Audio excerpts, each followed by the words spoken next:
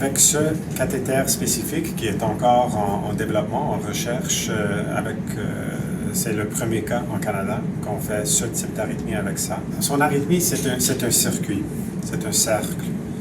Une partie du cercle était inaccessible à cause des anciennes chirurgies cardiaques que le patient a subi des pontages dans les années 90.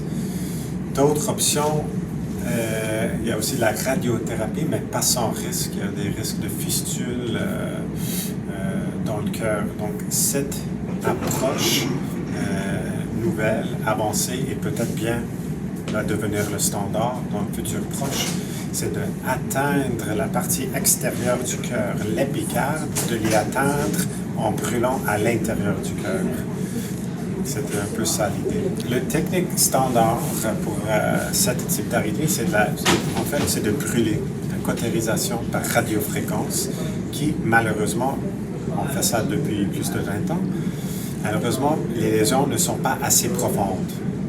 Donc, avec cette nouvelle technologie, qui est une combinaison de deux manières d'ablater, ça s'appelle pulsed field, avec radiofréquence, on est capable de créer des lésions plus profondes.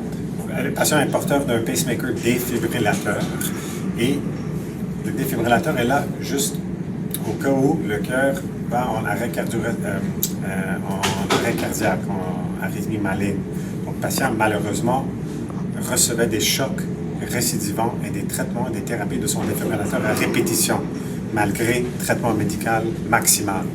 Donc, le but aujourd'hui, c'est que, évidemment, il va avoir le défibrillateur là au cas où, mais on veut qu'il arrête de faire des arythmies malignes, perte de connaissance ou bien des chocs de son défibrillateur.